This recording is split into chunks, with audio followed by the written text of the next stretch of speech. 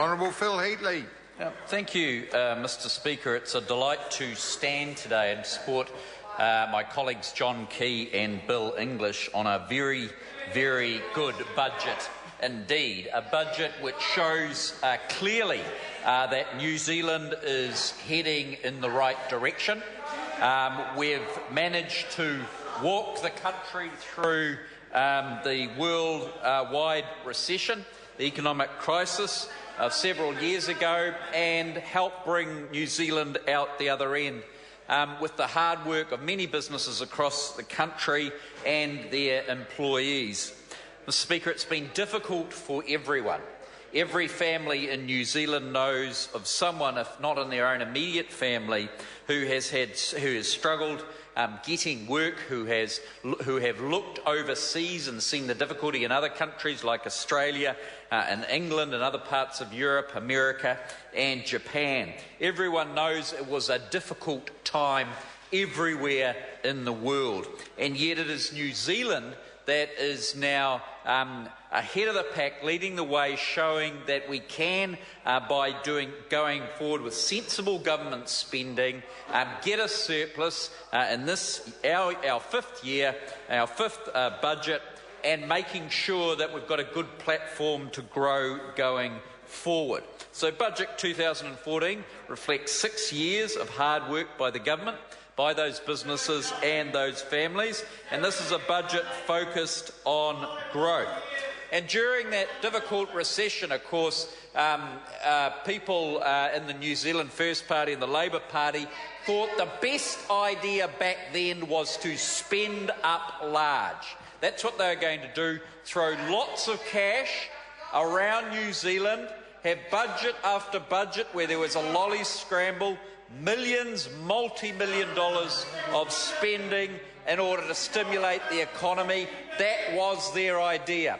And they got those ideas from a number of countries throughout the world. And what has history shown us? It's shown us that prudent spending, stopping spending on programs which were taking us nowhere, and redirecting that spending towards sensible investment in things like roads and electricity generation and infrastructure like broadband was the way to go, because those big spend-up countries, those countries that the Labour Party and New Zealand First wanted to mimic, are the ones struggling now, Mr Speaker, and we only have to look across the Tasman, right throughout Europe, America and Japan and those other countries I noted. It didn't work for them. It didn't work for them, Mr Speaker, and it wouldn't have worked for us, the Labour Party strategy, but the National Party's strategy of better directing spending in areas where investment was required was certainly the way to go. But that's not the whole story of the last 5 years, is it? Because there is numerous examples where Bill English and John Key decided to spend money directly in areas where the Labour Party ignored. And I'll give 3 examples. And they're stunning examples when you think about them, Mr Speaker, because they're areas of spending you would normally associate with the Labour Party and their compassion. The first one, and members will cast their minds back, was when the Labour Party turned their back on women with breast cancer and said they would not fund Herceptin. Do you remember that? They said they would not fund Herceptin for women with early-stage breast cancer. They turned their back on those women and said it couldn't be done, it wouldn't be done, and it shouldn't be done. And it wasn't done. What happened? We came into government with a worldwide recession and our books looking bad and said, well, wait a minute here, let's just check our priorities. And John Key insisted that funding for Herceptin be provided even with that economic backdrop. Where were the Labour Party? Why aren't they shouting now? Why have they gone so very, very quiet? I'm only up to example 1. Example 2, do you remember the Labour Party and the Green Party waxing lyrical about the wonderful idea of funding the installation of households right across New Zealand. We should do it, they said. For 9 years they trumpeted this idea. They did studies on it. They had committees on it. They ran commissions on it. They wrote policy on it. 9 years of discussion. Did they insulate tens of thousands of homes? No, but they had a wonderful conversation, Mr. Speaker. We come into government, John Key, Bill English and the team insist on insulating people's homes throughout New Zealand. So what do? First of all, we've insulated every single state house in New Zealand that can be insulated. Why didn't the Labour Party do it? And why are they so quiet now? Why are they so quiet now? We insulated private homes, funding them thousands of dollars, Mr. Speaker, and we've got tens of thousands, in fact I think it must be up to 140,000 private homes across New Zealand, rental properties that have been insulated through the government's insulation scheme. So there you go. Labour wouldn't fund Hesepton when the economy was going well across the world, but the National Party funded Hesepton when things were tough because we knew what the priorities were. The Labour Party wouldn't fund the insulation of homes across New Zealand, private ones. They wouldn't even fund state houses, the ones they own. Mr. Speaker, they talked about it for 9 years. National comes in with a worldwide recession and funds the insulation of not only state houses but private rental properties as well. Mr. Speaker, I'd like to give the third example of where the Labour Party was.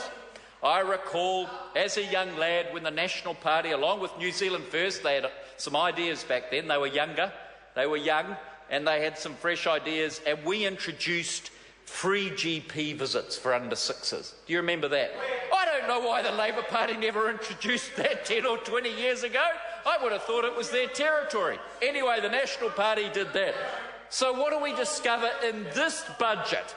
Rather than the Labour Party, introduce something which you would think was their core concern, we discover it took us in this budget the first time that we reach a